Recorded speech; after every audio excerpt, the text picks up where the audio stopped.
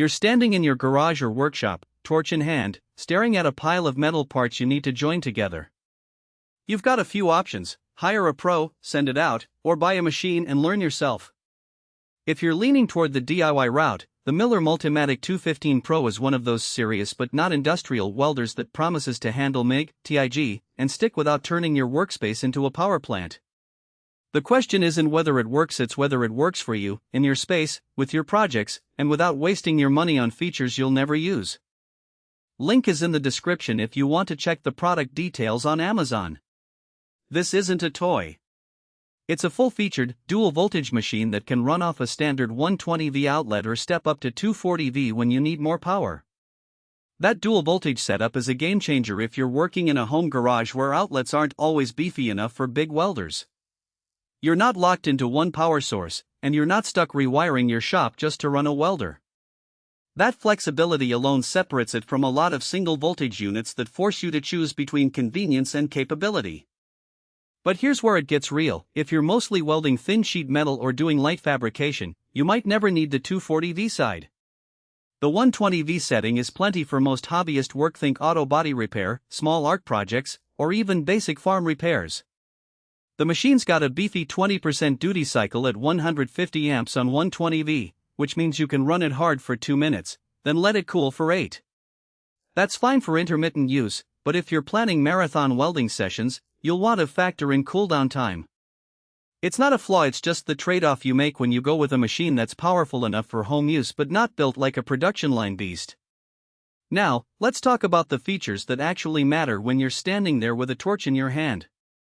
The Auto-Set function is a lifesaver if you're still getting comfortable with settings. You pick the material thickness and wire type, and the machine dials in voltage and wire feed speed for you. It's not magic, it still takes a steady hand, but it removes a lot of the guesswork that frustrates beginners. The program memory goes a step further. Once you dial in a setting that works for a specific joint or material, you can save it and recall it later. That's huge if you're doing repetitive work, like building frames or repairing trailers. You're not constantly chasing the right settings every time you strike an arc. The BeadVision feature is one of those things that sounds gimmicky until you actually use it.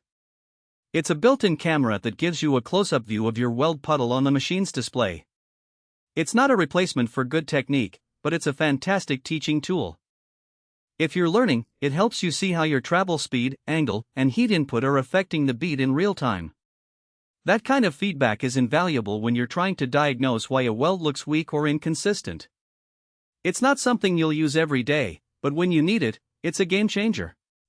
The pulsed MIG and pulsed TIG modes are where this machine starts to feel like a pro-level tool without the pro-level price tag. Pulsed MIG reduces spatter and gives you better control over thin materials, which is perfect for automotive work or artistic welding. Pulsed TIG is smoother and more stable than standard TIG, especially on thinner metals where heat control is critical. These aren't just marketing terms, they're practical tools that help you get cleaner, stronger welds with less cleanup afterward. If you're doing anything beyond basic repairs, these modes will save you time and frustration. But let's be honest, this isn't the machine for everyone. If you're welding thick steel plate or doing heavy-duty fabrication, you'll outgrow it fast. The 215 Pro tops out at 215 amps, which is solid for home use but not enough for industrial applications. You'll also need to factor in the cost of accessories. The machine itself is powerful, but you'll still need a good helmet, gloves, clamps, and gas setup to get the most out of it. Those add up, and if you're not careful, you can end up spending more on gear than on the welder itself.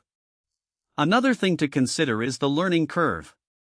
TIG welding, in particular, takes patience and practice. The machine makes it easier with its Auto-Set and program memory, but it doesn't eliminate the need to learn proper technique. If you're expecting to pick up a TIG torch and immediately lay down perfect beads, you're in for a rude awakening. This is a tool for someone who's willing to put in the time to learn and refine their skills. So, who